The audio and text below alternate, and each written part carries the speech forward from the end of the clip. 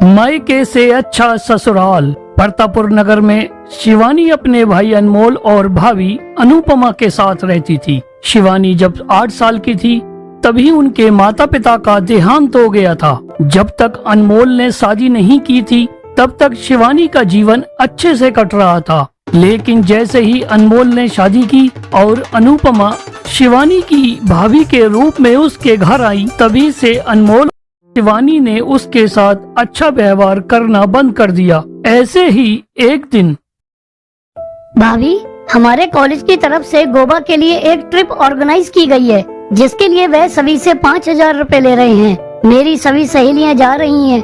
मेरा भी बहुत मन है, क्या मैं भी जा सकती हूँ? क्या कहा? 5,000 रुपए? अरे इतने रुपए से तो हमारे घर का पूरे महीने का राशन आ जाएगा। कोई जरूरत नहीं है कहीं जाने की। तुम्हारी सहेलियां जा रही हैं तो उन्हें जाने दो। तुम चुपचाप घर पे रहो और घर के काम काज में मेरी मदद करो। लो ये कपड़े लो, जल्दी से इन कपड़ों को प्रेस कर दो। लेकिन भाभी, अभी तो मेरे कॉलेज जाने का समय हो रहा है। मैं शाम को कॉलेज से आकर सारे कपड़े प्रेस कर दूंगी। शाम को नहीं, ये सारे कपड़े अभी प्रेस होने हैं। लेकिन भाभी, इन कपड़ों को प्रेस करने के चक्कर में तो मेरा आज का कॉलेज छूट जाएगा। अरे एक दिन कॉलेज नहीं जाएगी तो कौन सा पहाड़ टूट पड़ेगा?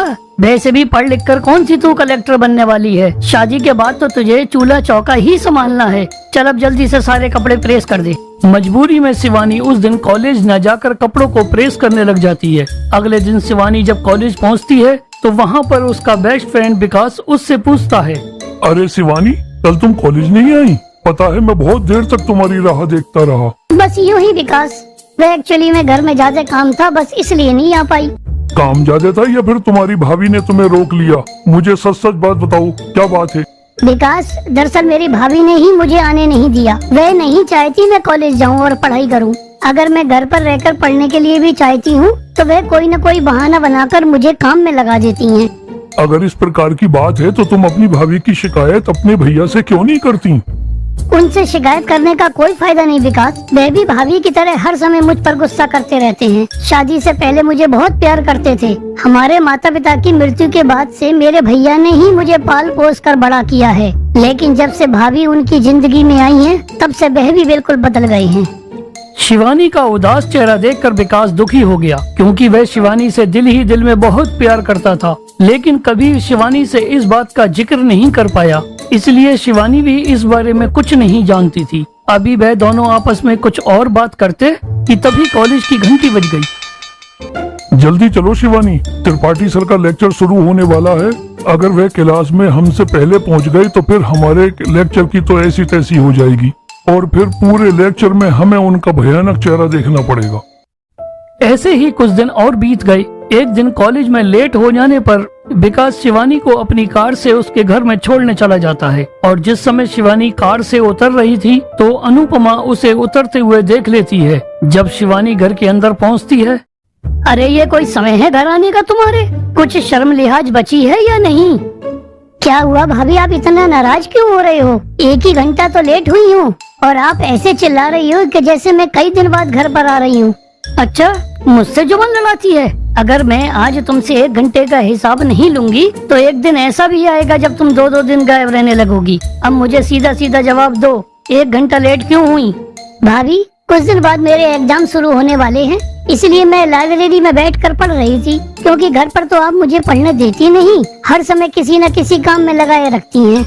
अच्छा बेटा, जवाब देने में तो तुम बहुत माहिर हो गई हो। अब लगे हाथ ये भी बता दो, वह लड़का कौन था जो तुम्हें यहाँ छोड़ने आया था?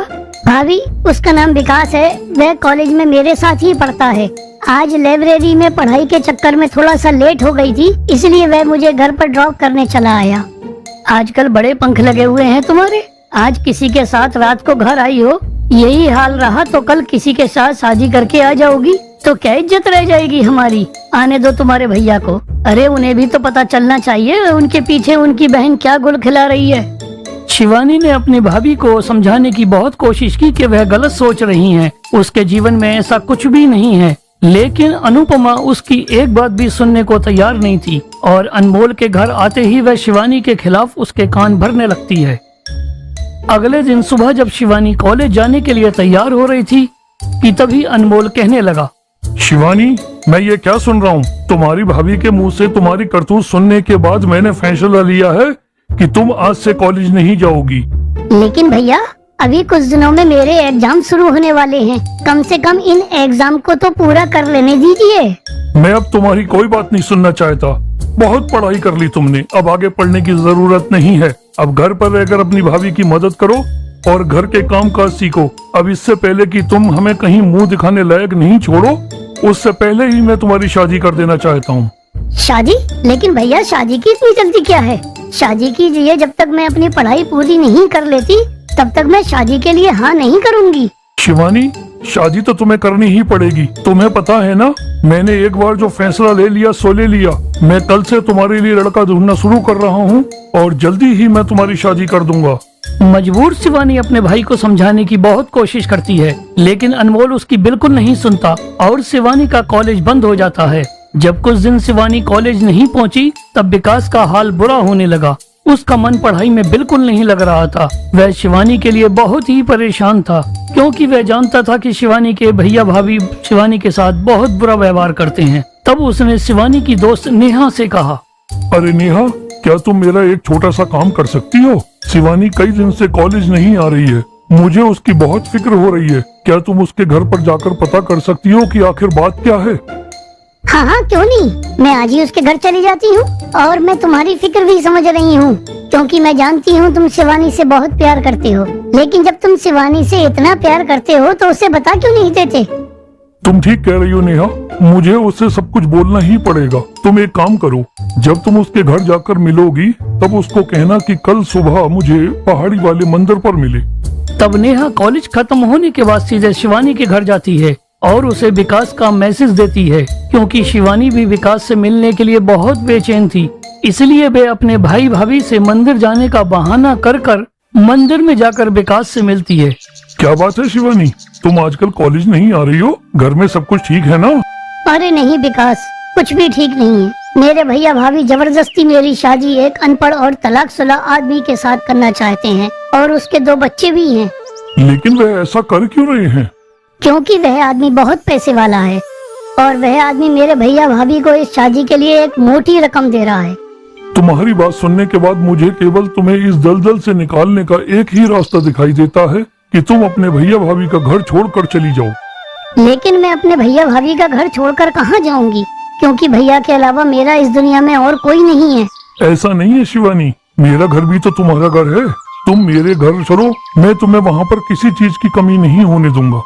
नहीं विकास, मुझे ये सब ठीक नहीं लग रहा। लोग मेरे इस तरह रहने पर तरह तरह की बातें बनाएंगे और तुम्हारे घर वाले भी मेरे बारे में क्या सोचेंगे।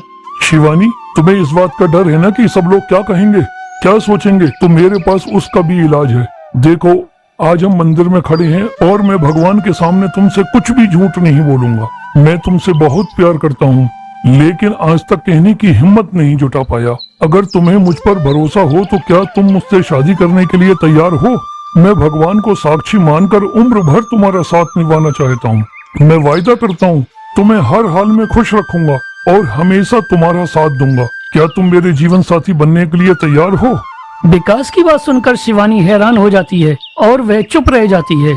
उसकी चुप्पी को उसकी हाँ समझकर विकास मंदिर में रखी हुई रोली से शिवानी की मांग भर देता है। विकास की बातों ने शिवानी का मन जीत लिया था। पहली बार उसकी जिंदगी में उसके भाई के बाद किसी ने इतना प्यार दिया, इसलिए वह खुशी खुशी विकास के साथ अग्नि को साक्षी मानकर शादी कर लेती है।